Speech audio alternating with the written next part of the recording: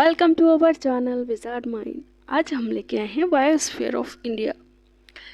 आज के लेक्चर में हम पढ़ने वाले हैं जो भी बायोस्फीयर हैं हमारे इंडिया में।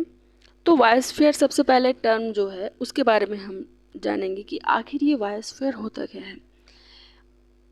एक ऐसी कंडीशन होती है बायोस्फीयर इन द सेंस वो होता है जैसे कि मान लो कोई कोई मतलब एनिमल है या कोई प्लांट है या कोई मतलब कोई भी जीवित प्राणी है जिसको जीने के लिए एक एटमॉस्फेयर चाहिए, एक ऐसी जगह चाहिए जहाँ वो अच्छे से रह सके। तो ऐसी जगह के लिए हम कहते हैं उसके सर्वाइवल के लिए जो जो चीज़ें इंपॉर्टेंट है वो उसको मिल जाएं, अब उसको बोलते हैं बायोस्फीयर।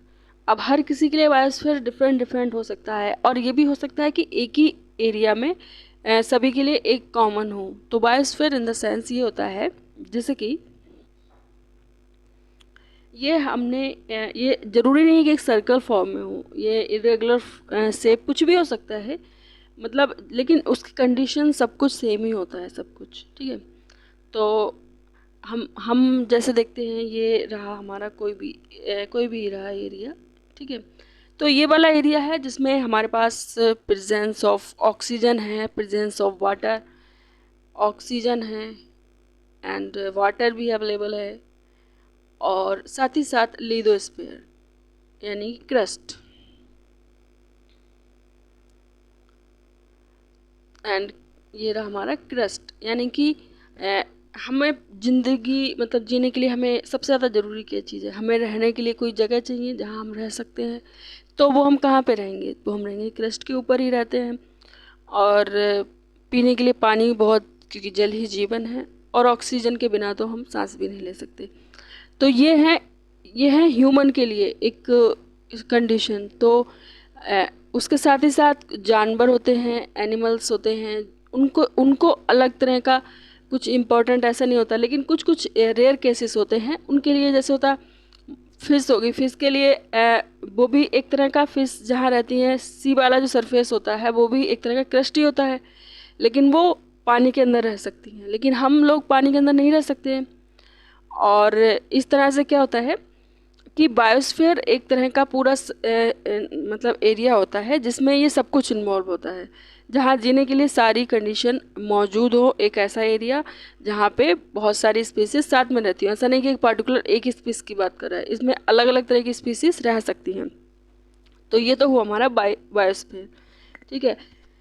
लेकिन बायोस्फीयर के साथ साथ में हमारे जो कुछ ऐसे भी जीव होते हैं जिनके लिए रहने के लिए जो कंडीशन चाहिए हैं, उनमें से हो सकता है कि वो हमारे जो ह्यूमन एक्टिविटीज़ हैं उनकी वजह से वो डिस्टर्बेंस हो रहा हो, ठीक है। जैसे किसी को माना हम इतना जो पॉल्यूशन कर रहे हैं, हमारा अर्थ में पॉल्यूशन कर रहे हैं, तो जो अर्थ के सरफेस के अंदर रहने वाले जीव हैं कहीं ना कहीं वो उनको भी हार्म करेगा। और पानी के अंदर अगर हम वाटर करते हैं, वाटर पोल्यूशन करते हैं, तो वहाँ पे भी क्या होता है, जो जीव रह रहे हैं पानी के अंदर उनके लिए भी कहीं ना कहीं वो डिस्टर्बेंस क्रिएट करता है और उनके लिए बहुत ही ज़्यादा अनहेल्दी भी मतलब एनवायरनमेंट बना देता है। तो इस तरह से क्या होता है, और ऊपर से हम वायु प्रदूषण करते हैं तो उसकी वजह से हमारे जो हवा है आसपास की वो भी ख़राब हो जाती है। तो क्या होता है कि जो ह्यूमन एक्टिविटीज़ है या फिर कुछ नेचुरल भी मतलब चीज़ें होती हैं जिनसे क्या होता है कि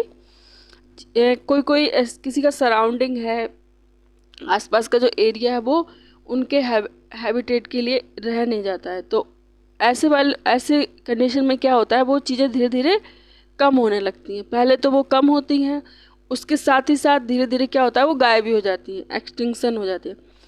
तो इस केस में क्या किया जाता है, गवर्नमेंट्स क्योंकि हमारे जो पूरा एनवायरनमेंट है उसमें एक एक जो जीव रह रहा है सबकी अपनी अपनी इम्पोर्टेंस है, खाद्य श्रृंखला के लिए, फूड साइकिल के लिए बहुत ही ज़्यादा इम्पॉर्टेंट होता है। अगर उनमें से एक भी कम हुआ, एक भी अगर हमारा मतलब कम हो जाता है तो क्या होता है, ये बहुत ही ज़्यादा हमारे नेचर के लिए बहुत ज़्यादा घातक हो सकता है।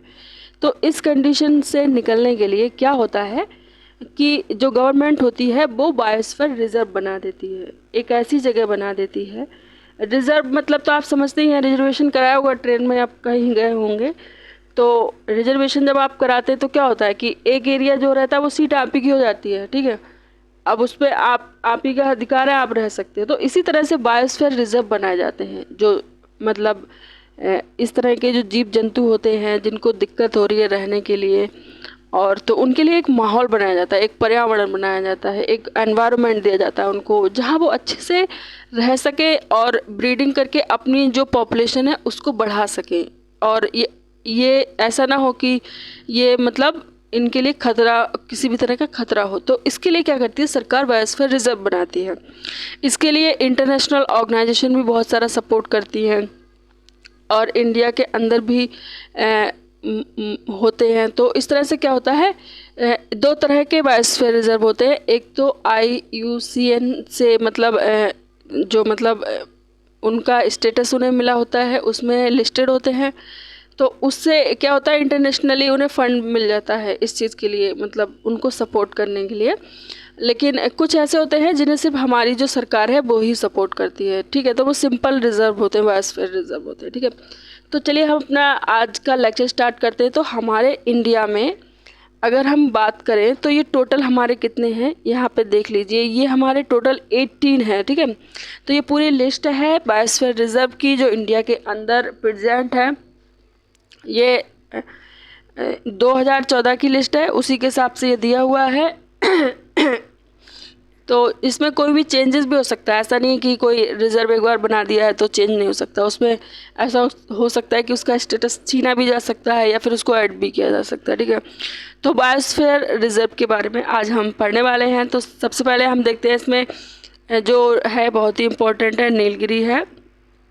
अगर इसकी लोकेशन की बात की जाए तो ये हमारा वायनाड का जो एरिया है, पार्ट ऑफ वायनाड। आपने अभी देखा होगा ये मैटर चल रहा है, वायनाड की सीट पे राहुल गांधी जी वाला मैटर चल रहा है। ये बहुत ही पॉलिटिकल मुद्दा है, तो इसके बारे में हम डिस्कस नहीं करेंगे। लेकिन हाँ, आपको थोड़ा सा समझ में आ जाए तो हम बस इतना कह सकते हैं कि नीलगिरी जो है वायनाड में है। और साथ ही साथ इसमें कौन कौन सा एरिया कवर होता है, नागरहोल करता है, एंड बांदीपुर एंड मधुमलाई, और नीलाम्बूर साइलेंट वैली है वहाँ पे, एंड सिरुवनी हिल्स, ये तमिलनाडु, केरला एंड कर्नाटक। अब ये ऐसा नहीं है कि बायोस्फीयर है तो एक ही स्टेट के अंदर हो, ये हो सकता है कि हम लोगों ने अपना डिवीज़न किया हुआ है ना, नेचर तो नहीं करती ना इस तरह का डिवीज़न। तो वो क्या है, तीनों एरिया के मतलब एक तरह से कॉम्बिनेशन लिए हुआ है तीनों का। तो यहाँ पे है नीलगिरी, ये इसका जो इसमें कोर एरिया दे रखा है अभी, और एंड बफर एरिया दे रखा है, और एक ट्रांजिशन एरिया। अभी आप समझ रहे होंगे कि ये टर्म कहाँ से आ गई कि बफर क्या होता है, कोर क्या होता है, ट्रांजिशन क्या होता है। अभी मैं ऐसे बोलूँगी तो आपको कुछ भी नहीं समझ में आने वाला। तो इसके लिए क्या करते हैं, चलो आपको समझा देते हैं। सबसे पहले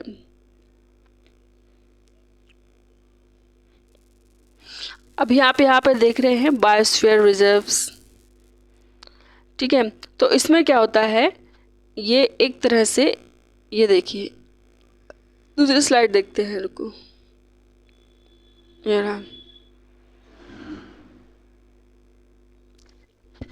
देखो, जो कोर एरिया होता है जिसको हम कोर जोन कहते हैं, तो ये एक तरह से लीगली प्रोटेक्टेड एरिया होता है। यहाँ पे क्या होता है, जो ह्यूमन एक्टिविटीज़ होती हैं वो स्ट्रिक्टली प्रोहिबिटेड होती हैं। और जो बफर जोन होता है वो हमारे किस लिए होता है कि रिसर्च के लिए, एजुकेशन के लिए। तो दैट मीन कि यहाँ पे एक्टिविटीज़ परमिटेड हो सकती हैं ह्यूमंस के लिए, लेकिन बहुत ही लिमिटेड टूरिज्म होता है यहाँ पे, फिशिंग और ग्रेजिंग के लिए, ठीक है। लिमिटेड होता है, ऐसा नहीं कि बहुत ज़्यादा हो जाए।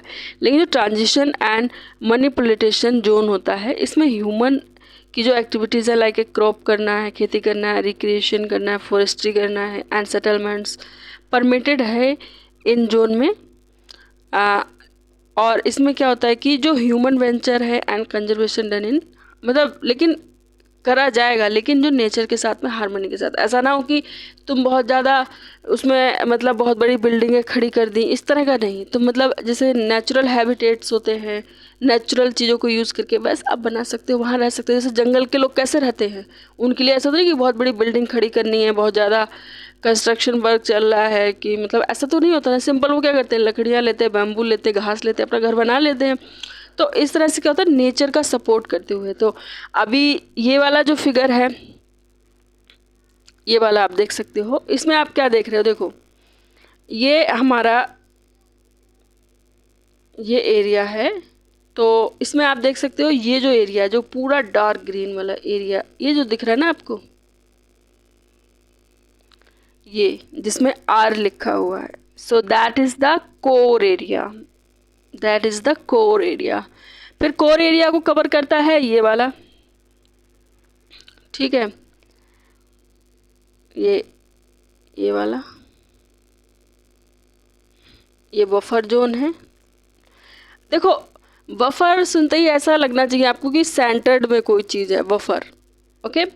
तो ये उसी तरह का एरिया है। यहाँ पे क्या होता है, जैसे कि अभी मैंने बताया था कि यहाँ पे किसी को देखो कोई जीव है, उसकी प्रजाति किस तरह से कम हो रही है, क्या सराउंडिंग एनवायरनमेंट है, तो रिसर्च करते हैं, टीम जो होती है वो रिसर्च करती है साइंस की, मतलब उस जीव के बारे में या उस एनवायरनमेंट के बारे में, मतलब अध्ययन करने के लिए, रिसर्च के लिए। तो ये एरिया उन्हीं लोगों के लिए है। तो दैट मीन यहाँ पे ह्यूमन एक्टिविटी अलाउड है, साथ ही साथ छोटा मोटा टूरिज़्म भी कर सकते हैं। मतलब यहाँ पे टूरिज़्म मतलब कहीं किसी को घूमने जाना है, यहाँ पे देखने आ सकते हैं, बट ऐसा नहीं कि बहुत ज़्यादा क्राउड, लिमिटेड एरिया होता है, तो थोड़ा बहुत चीज़ों को ध्यान में रखना पड़ता है, ऐसा भी नहीं कि एकदम डिस्टर्ब कर दें। साथ ही साथ यहाँ पे जो किनारे वाला होता है, इसको ट्रांजिशन जोन, यहाँ पे लोग जो पहले से ही रहने वाले हैं, जंगलों में रहने वाले आदिवासी टाइप के जो लोग होते हैं, वो जो रह रहे हैं वो यहाँ पे रह सकते हैं, खेती कर सकते हैं एग्रीकल्चर के लिए, और जंगल को पेड़ पौधे भी लगा सकते हैं, अपनी जो ज़रूरतों को पूरा करने के लिए जो भी चीज़ें हैं उनका यूज़ कर सकते हैं, लेकिन वो भी लिमिटेड होता है, ठीक है। कुछ कुछ उसके लिए भी कंडीशन दी हुई है, ठीक है। तो ये वाला मतलब एरिया इस तरह से डिवाइड किया जाता है, ठीक है, किसी भी इसमें। लेकिन इसमें भी लिमिटेशंस होती हैं, कहीं कहीं पे खाली ये दोनों एरिया दे रखे होंगे, तुम्हारा कोर एरिया बफर जोन होता है ये दे रखा होगा, लेकिन ट्रांजिशन नहीं दिया जाता, क्योंकि वहाँ तो ह्यूमन एक्टिविटीज़ बिल्कुल होती ही नहीं है। तो यहाँ पे रिप्रेजेंट किया है R for research purpose, E for education, T for tourism, ठीक है। इसमें कुछ ज़्यादा हार्ड कोई चीज़ है नहीं समझने के लिए। तो चलिए हम समझते हैं, जो हम लिस्ट था वहाँ पे आ जाते हैं, बैक टू लिस्ट।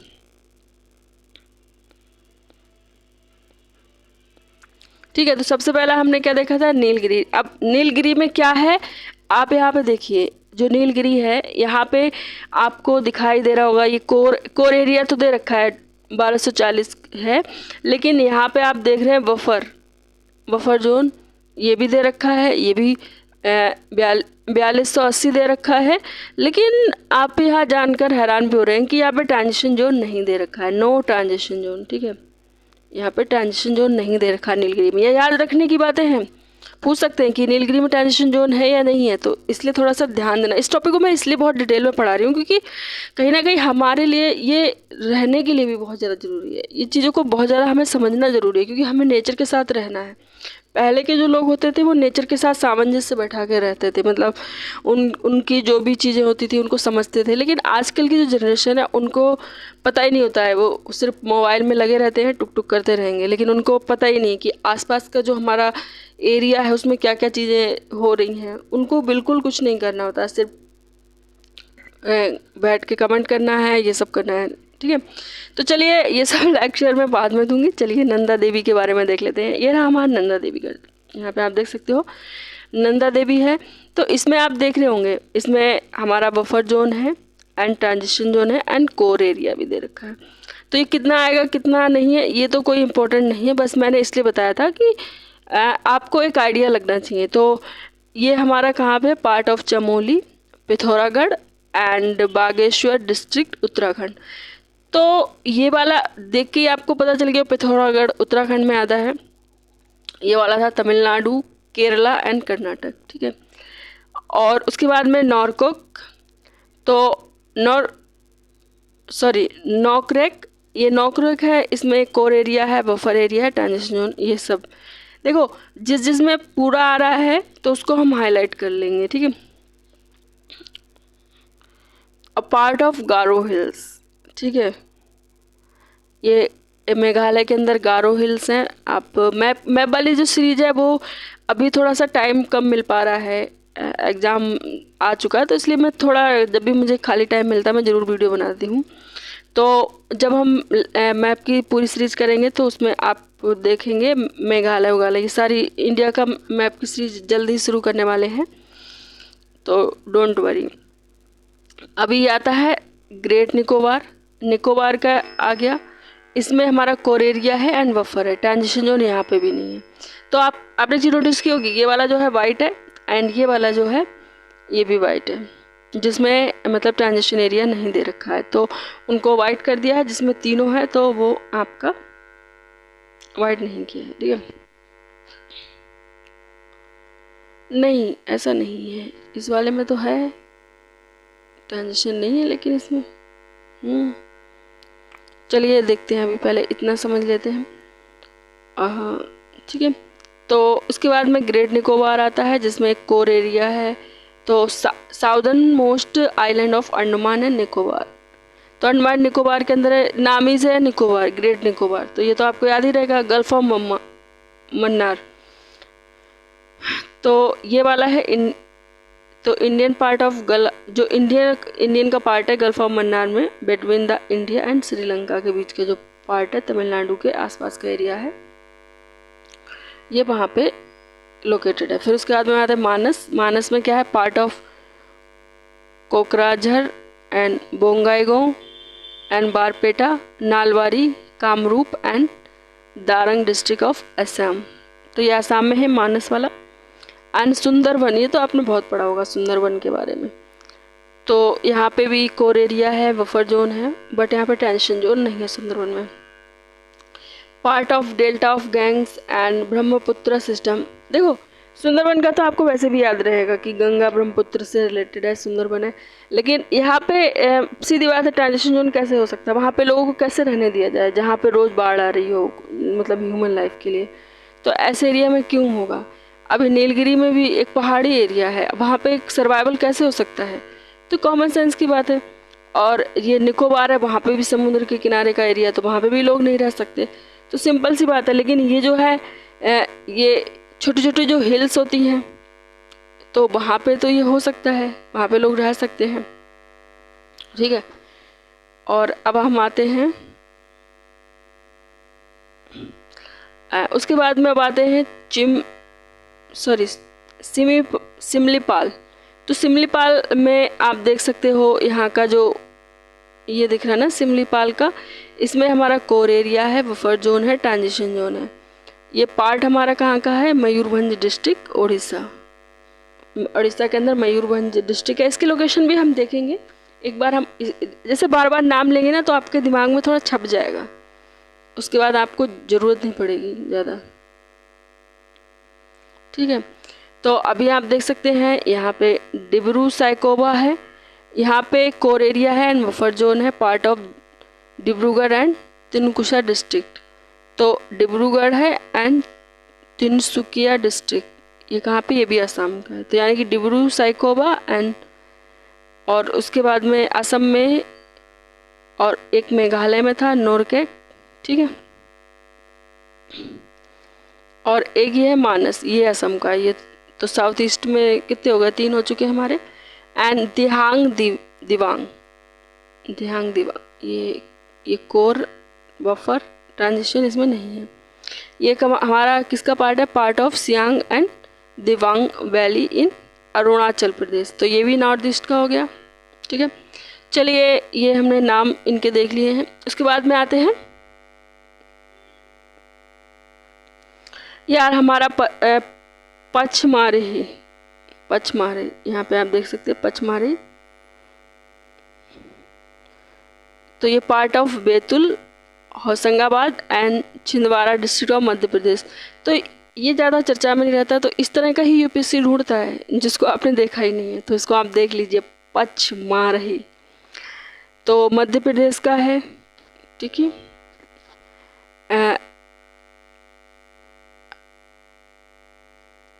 ये मध्य प्रदेश का Chhindwara district, Madhya Pradesh, Hoshangabad, Betul, Hoshangabad and Chhindwara district of Madhya Pradesh. ये डिस्ट्रिक्ट है, बैतूल है, होशंगाबाद एंड छिंदवाड़ा, ये सबको मिलाकर, ठीक है। अब आते हैं खोंग चेन दो जोंगा, ये वाला। तो ये सिक्किम का लैंग्वेज ही चाइनीज जैसी लग रही है एकदम, थोड़ा सा तो ऐसा लग रहा है ना सुनने में। तो ये सिक्किम के लोगों की अपनी अलग लैंग्वेज है, रीजनल लैंग्वेज होती है, तो वो थोड़ा सा बोलते हैं इस तरह से है, तो उन्होंने नाम भी ऐसा रखा है, कांग चेंग दुंजोंगा, ठीक है। तो ये कहाँ पे है, ये इसका नाम ही वही है, एंड खोंग जेंग दोंग जोंगा हिल सिक्किम में है, उसी का पार्ट है ये। फिर अस्थि मलाई, मलाई सुनते ही आपको केरला याद कर लेना, ठीक है। मलाई इज इक्वल टू केरला, ठीक है। तो इसमें कोई डिवीजन दे नहीं रखा है, इसमें भी डिवीजन नहीं दे रखा है, देखो। एंड तो ये हमारा किसमें, नेयार, पेपरा और Shendurney wild life sanctuary and their adjoining areas in Kerala, ठीक है। फिर अचन कमर, ठीक है। अमरकंटक, अमरकंटक लिखा है, so that mean Chhattisgarh Bilaspur का एरिया है। तो यहाँ पे कोर एरिया, बफर एरिया रखा है, तो ये कवर करता है पार्ट कितना, अनूपपुर दिनोरी डिस्ट्रिक्ट मध्य प्रदेश में है, and Bilaspur district of Chhattisgarh state, Bilaspur में। तो ये दोनों के बॉर्डर मतलब मिक्स करके बनाया गया है, ठीक है। अब आते हैं कच्छ। कच्छ तो आप सभी जानते हो, गुजरात, दैट मीन। तो part of Kutch Rajkot, Surendranagar and Patan civil district of Gujarat state. उसके बाद में कोल्ड डेजर्ट आ रहा है यहाँ पे, कोल्ड डेजर्ट। तो Pin valley national park and surrounding, Chandratal and Sarchu Kibber wild life sanctuary in Himachal Pradesh, तो हिमाचल का है ये। एंड शेषाचलम हिल्स, तो Seshachalam hills range covering parts of Chittoor and Kadapa district of Andhra Pradesh. तो ये हमारा आंध्र प्रदेश में कौन सा, ये भी, इसको भी ध्यान से देख लो, इस तरह के जो बिल्कुल छिपे हुए वर्ड होते हैं ना, ऐसे ही पूछ जाते हैं। तो शेषाचलम हिल्स है, शेषाचलम हिल रेंज है covering the part of Chittoor and Kadapa district of Andhra Pradesh. Chittoor Kadapa याद रखना है, कहाँ का है, आंध्र प्रदेश का। अब आते हैं Panna, Panna part of Panna and Chhatarpur district of in Madhya Pradesh. तो इस वाले पार्ट में हमने क्या देखा, एक तो हमारा ये और एक ही ये खांग देंग चोंगा, ये तो सिक्किम का है, इसमें कोर एरिया बफर जोन दे रखा है। एंड उसके बाद में अचनकमर अमरकंटक है, इसमें core area and buffer area इसमें दे रखा है, लेकिन उसके साथ किसी में भी डिवीज़न नहीं है, दैट मीन सिंपल ही है कि कुछ भी ऐसा नहीं, डिवीज़न नहीं दे रखा, ठीक है, सिंपल एरिया दे रखा होगा, ठीक है। चलिए तो स्टार्ट करते हैं इनकी लोकेशन को देख के। मैपिंग किस, तो आपको पता ही है, मैप आप अब अच्छे से अगर आपने वर्ल्ड मैप सीरीज़ देखी होगी तो आपको थोड़ा समझ में आने लगा होगा कि किस तरह से मैप को देखते हैं, ठीक है।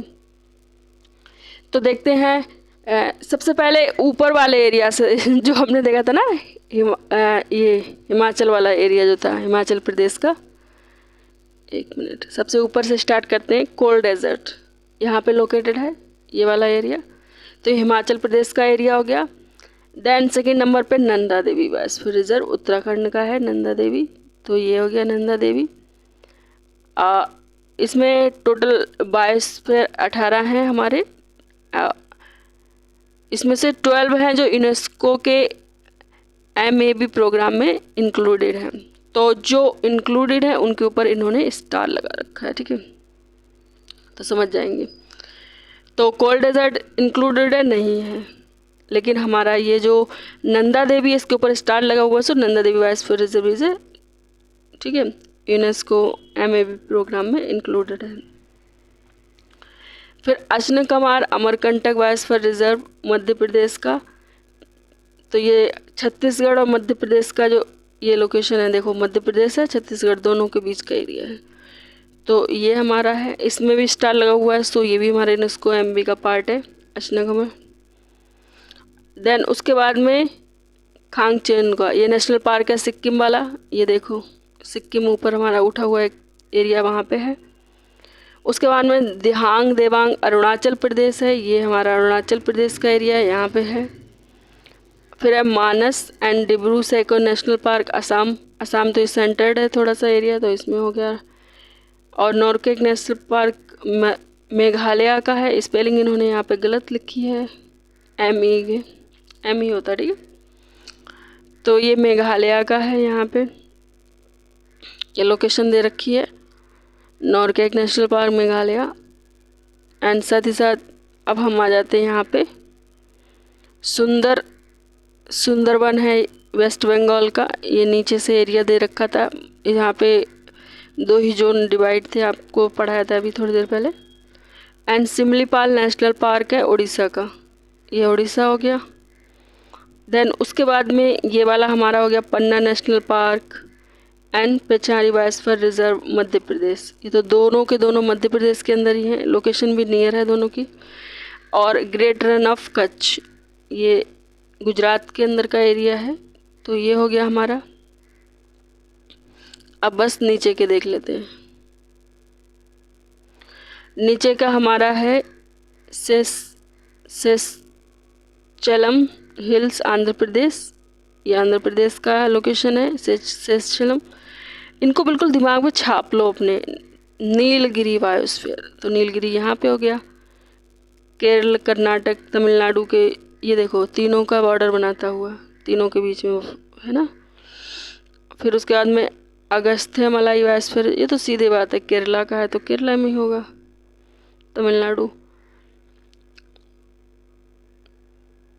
और फिर गल्फ ऑफ मन्नार तमिलनाडु के अंदर है, ये केरला है। और इस दोनों के बीच में क्या था, केरला एंड तमिलनाडु, तो ये वाला है लेकिन खाली तमिलनाडु का, ठीक है।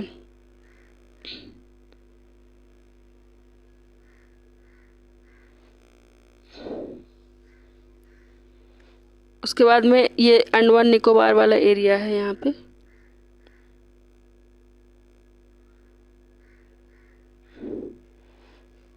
यहाँ पे तो great Nicobar biosphere reserve Andaman and Nicobar, तो अंडमान निकोबार के अंदर भी बायोस्फीयर रिजर्व बनाया गया है, ठीक है। तो अभी हम देख लेते हैं कौन कौन से यूनेस्को के एमएबी प्रोग्राम में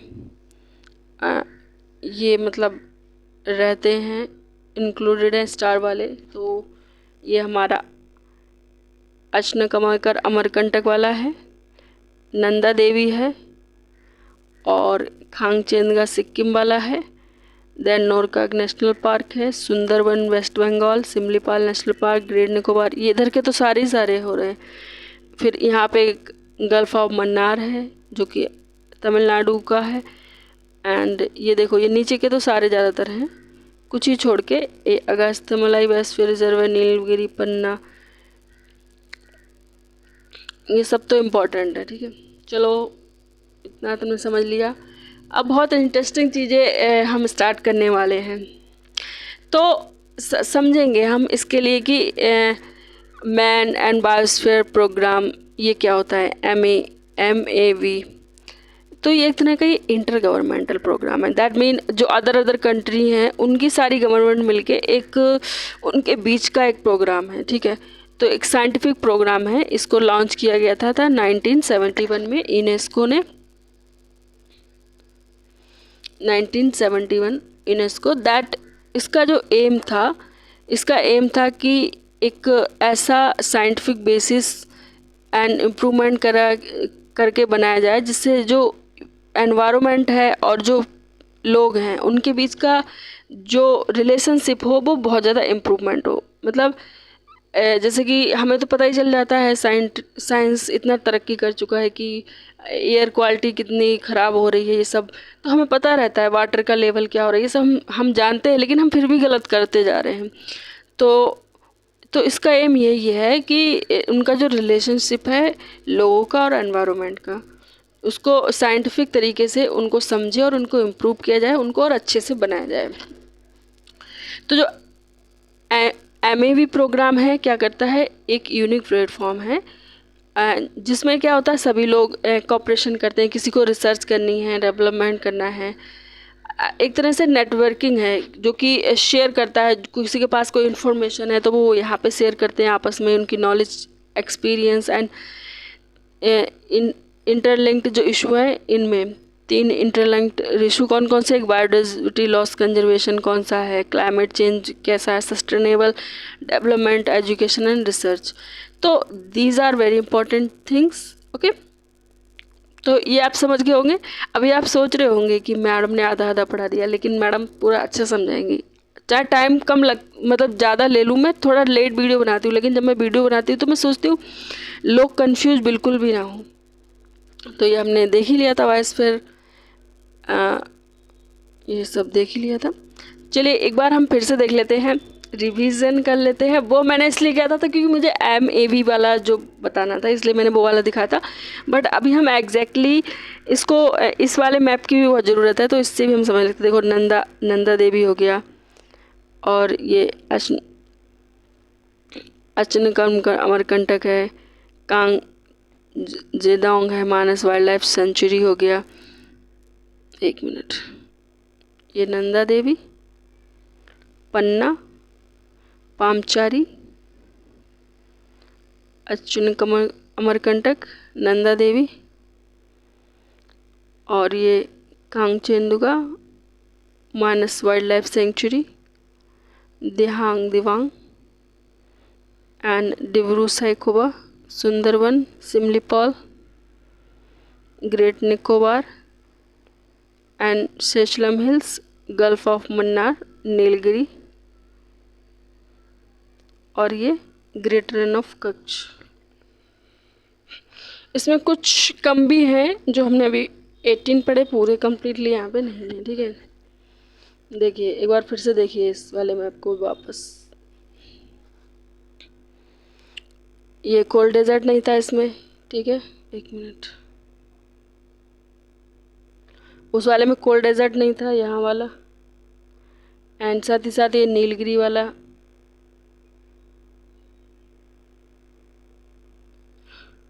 रन ऑफ कच्छ तो दे रखा था इसमें,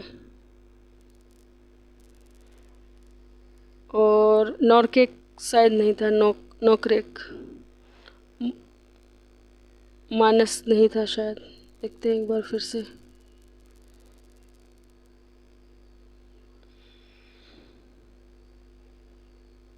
हाँ मानस नहीं है, नीलगिरी है। नीलगिरी तो इन तीनों के बीच में, वो पहाड़ वगैरह बने उसके जो पहाड़ियाँ उन्हीं में है। चलिए ये मैप एक बार स्क्रीनशॉट ले सकते हो, जो भी आपको लगता है।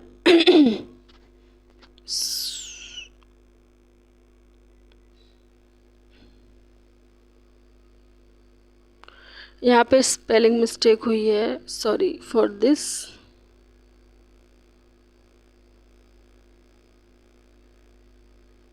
मैंने ये जानबूझ के ही की है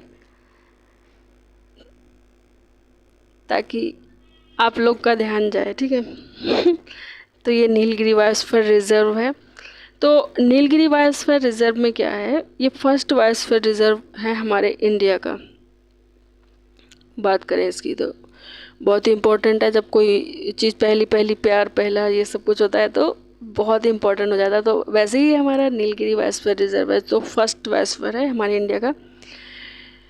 इसको साइलेंट वैली नेशनल पार्क जो केरला है, and Mukurthi national park Tamil Nadu है, and Bandipur tiger reserve Karnataka है, नागहोल टाइगर रिजर्व है एंड कर्नाटका का, and Mudumalai tiger reserve and Tamil Nadu, Wayanad wild life sanctuary and Aralam wild life sanctuary Kerala, Sathyamangalam tiger reserve Tamil Nadu, ये सब।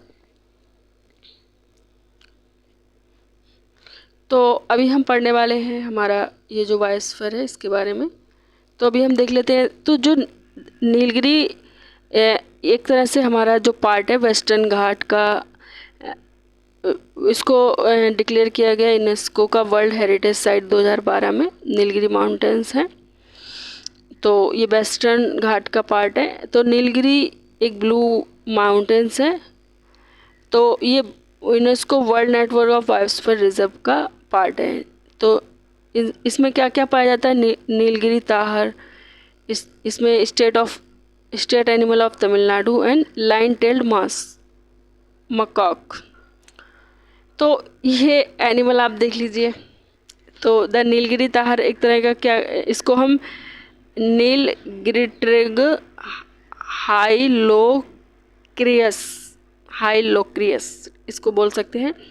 तो नीलगिरी ताहर ये आप देख सकते हैं फोटो में जो आपको दिख रहा है ना, इसी को नीलगिरी ताहर कहते हैं। ये जो दिख रहे हैं क्यूट क्यूट से एनिमल्स दिख रहे हैं ना, इन्हीं को नीलगिरी ताहर कहते हैं। तो एक तरह से एनुगुलेट एंड एंडेमिक हैं ये लोग टू द नीलगिरी हिल्स। और ये साउदर्न पोर्शन हमारा जो वेस्टर्न एंड ईस्टर्न घाट का है, तमिलनाडु और केरला, साउदर्न इंडिया, उसमें ये पाए जाते हैं। और एक तरह से ये स्टेट एनिमल हैं तमिलनाडु के। और इसका जो लोकल नेम है, it is a more closely related to this, एक तरह से ये देखने में भेड़ जैसे लगते हैं। तो ये किसके जीनस है? Ovis then the ibex and wild goat, genus Capra. ये हमारी एक ऐसी स्पीसीज़ है जो कि नीलगिरिट्रिस की है, ठीक है। तो ये आपको दिख गए होंगे। और ये तो देखने में शेर भी लग रहा है, बंदर भी लग रहा है। तो इसकी जो पूंछ है लाइन की तरह है, और टेल्ड मकॉक इसका नाम है। देखो थोड़ा सा अभी इसकी इमेज आपके दिमाग में छप गई होगी, तो इसको छाप लो अच्छे से दिमाग में। तो ये इसको मक्का सेलोनस भी बोलते हैं, और इसको बंदरू भी बोलते हैं। तो ये ओल्ड वर्ल्ड मंकी है, और अभी इसका जो स्टेटस है वो एंडेमिक है in the western Ghat of south India में ये मिलता है, ठीक है। अब आते हैं नंदा देवी बायोस्फीयर रिजर्व। तो नंदा देवी नेशनल पार्क है and valley of the flower national park from the core area. तो ये वाला जो एरिया है इसको कोर एरिया कहते हैं। इसको world network biosphere reserve by UNESCO की उसमें लिस्ट में 2004 में किया गया था। The second highest mountain in India Nanda Devi and 23rd heist peak in the world given the world heritage site status of UNESCO. इसको वर्ल्ड हेरिटेज साइट का जो स्टेटस था यूनेस्को से 1988 में मिला था। और बायोस्फीयर का कितना था? 2004। तो इनमें कंफ्यूज मत होना, ठीक है। वर्ल्ड हेरिटेज साइट्स यूनेस्को ये बहुत पहले ही बन चुका था, लेकिन इसमें यूनेस्को का जो बायोस्फीयर रिजर्व का नेटवर्क का जो नोटिफिकेशन था 2004 में आया था इसके लिए, ठीक है। तो इसमें कौन कौन पाया जाता है? हिमालयन मस्क डियर होता है, ये स्टेट एनिमल भी है उत्तराखंड का, Himalayan musk deer and Himalayan tahr and snow leopard and Himalayan black bear, langurs and rhesus macaque. चलिए एक एक करके देख लेते हैं। ये आपको दिख रहा था, तो इसको वाइट विलिड मस्क डियर भी बोलते हैं, ठीक है। और ये हिमालयन मस्क डियर है। मस्क डियर स्पीसीज़ ये हमारी हिमालय के Nepal, Bhutan, India, Pakistan and China में है। और ये एक तरह से एंडेंजर्ड है, बहुत ही ज़्यादा मतलब इनकी कंडीशन का संकटग्रस्त हो चुकी है। तो ये IUCN की लिस्ट में एंडेंजर्ड है। अब इनका बहुत ज़्यादा एक्सप्लॉयटेशन हो रहा है, तो इसकी वजह से क्या हो रहा है, सीरियस इनकी जो पॉपुलेशन है बहुत ज़्यादा ख़त्म होती जा रही है। तो इसीलिए तो बनाए जाते हैं रिजर्व, ताकि इनकी पॉपुलेशन के लिए अच्छे से एनवायरनमेंट मिले, डिस्टर्बेंस ना हो, ठीक है। अब ये हिमालयन ताहर आप देख सकते हैं, एक इसके जो टोज़ होते हैं एक इवन टोज़ होते हैं, एंगुलेटेड नेटिव है, ये हिमालय में रहा जाता है एंड साउदर्न तिब्बत है वहाँ पे पाया जाता है। Northern India, western Bhutan, Nepal यहाँ पे भी मिलते हैं। It is listed as a near threatened, मतलब अभी इतना मतलब है इसकी पॉपुलेशन, बट खतरे में आ सकती है, तो इसको रेड लिस्ट में नियर थ्रेटन किया है। As the population is declining due to the hunting and habitat loss. अब दो तरीके से कोई पॉपुलेशन डिक्रीज कैसे होती है, कोई उनका शिकार हो रहा है और इनका हैबिटेट लॉस हो रहा है, तो इस वजह से ये कम होती जा रही है। ये देखिए कितना क्यूट लग रहा है इसको स्नो लियोपार्ड बोलते हैं, इसको आउंस भी बोलते हैं। ये एक तरह से filled in the genus panther native का है, माउंटेन रेंज में पाया जाता है सेंट्रल एंड साउथ एशिया में, और ये वल्नरेबल है, लिस्टेड है आईयूसीएन की रेड लिस्ट में। तो वल्नरेबल तो बहुत ही ज़्यादा मतलब वो है इसके अंदर इसको बहुत ज़्यादा ज़रूरत है। एंड ग्लोबल इसकी जो पॉपुलेशन है बहुत ही कम है 10,000, और ये जो मैच्योर है एंड इंडिविजुअल्स, ये इनकी जो एक्सपेक्टेड है कि 10% 2040 तक ये कम होती चली जा रही है, ठीक है। और ये हिमालयन ब्लैक बियर हैं, इनको सब स्पीसीज किसकी हैं, Asian black bear found in the Himalayan of India, Bhutan, Nepal, China and Pakistan, ठीक है। अब Himalayan grey langurs, the Chamba, ये एक तरह से सेकेड लंगूर्स हैं। Semnopithecus ajax is the cold wine meaning leaf eating, तो इसका मतलब होता है कि ये पत्तियाँ खाते हैं, और इनको कंसीडर किया जाता है endangered species globally as it is the population is estimated be less than, इनकी जो पॉपुलेशन है बहुत कम है, 1500 मैच्योर इंडिविजुअल हैं इनके, 15-20 ग्रुप टोटल बचे हैं सिर्फ इनके, ठीक है। अब ये रेसस मकॉक, ये तो बहुत ही ईजिली आपने हर जगह देखे होंगे ना। Collective rhesus monkeys species of old monkey, there are between 6 and 9 recognise subspecies that are split between the groups the Chinese tribe and the Indian tribe, ठीक है। तो अब आते हैं नॉर्केक बायोस्फीयर रिजर्व है। Nokrek is the highest peak in west Garo hills, home to the Nokrek national park, notified in the world network in biosphere reserve in UNESCO 2009 में इसको status मिला था बायोस्फीयर रिजर्व का, ठीक है। तो नॉर्केक बायोस्फीयर रिजर्व है, इसमें क्या क्या है, एक तो रेड पांडा मिलते हैं, स्टेट एनिमल सिक्किम का है, एंड स्टम्प टेल्ड मकाक है, पिग टेल्ड मकाक है, and hoolock gibbons state animal of Arunachal Pradesh. ये देखिए कितना क्यूट है ना, इसको रेड पांडा कहते हैं, और ये इसको जाना जाता है लेसर पांडा के नाम से। ये कि स्मॉल मोमेल्स नेटिव है, ये कहाँ का, eastern Himalaya and south western China में मतलब इसकी लोकेशन मिलती है। इसमें बहुत ज़्यादा रेडिश ब्राउन फर होते हैं, और इसकी जो मतलब जो पेट होता है वो पूरा सा, इसमें जो फर का कलर होता है ब्लैक होता है, ठीक है। और इसके जो लेग्स होते हैं वो भी ब्लैक ही होते हैं, और इसके जो ईयर हैं वो वाइट लाइंड ईयर्स होते हैं, और इसकी जो नोज होती है वो वाइट मजल होती है, एंड इसकी जो टेल होती है उसमें मतलब रिंग बनी होती है। तो इतना सब कुछ समझने के लिए बहुत आसान है, इसको तो आप वैसे भी याद रखोगे। रेड पांडा देखने में कितना क्यूट है ना। तो कंजर्वेशन स्टेटस इसका एंडेंजर्ड है, इसकी पॉपुलेशन धीरे धीरे क्या हो रहा है, डिक्रीज होती जा रही है, ठीक है। अब आप देख सकते हैं स्टम्प टेल्ड मकॉक, तो ये कंजर्वेशन स्टेटस वनरेबल है, ये आपने बहुत रेयरली देखे होंगे। ये इसको मकॉक, इसको क्या कहते हैं, बियर मकॉक भी बोलते हैं। ये Cambodia, China, India, Laos, Malaysia, Myanmar, Thailand सब में मिलता है, वियतनाम वगैरह में, और हांगकांग में पॉसिबली एक तरह से देखा जाए बांग्लादेश में तो ये गायब भी हो चुका है। और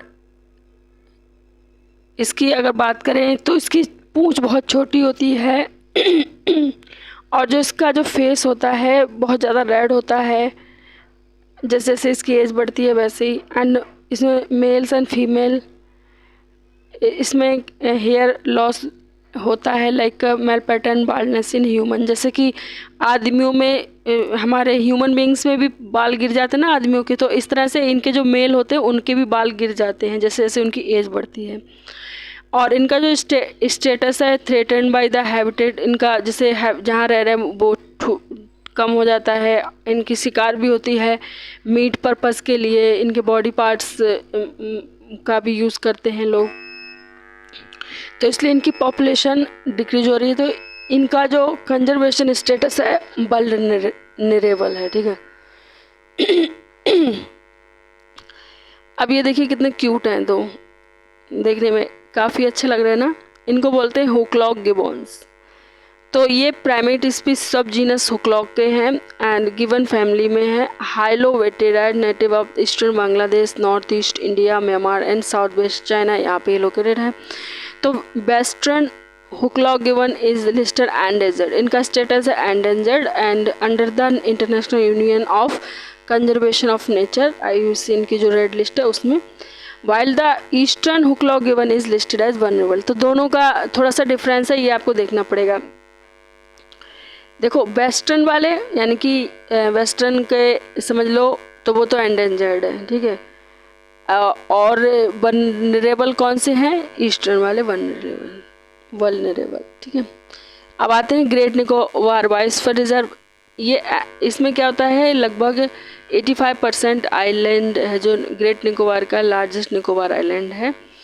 इसमें क्या है, include the list of man and biosphere programme UNESCO in 2003, इसको इंक्लूड किया गया था 2003 में। It has Campbell Bay national park on the northern part of the island and the Galathea national park in the southern interior, ठीक है।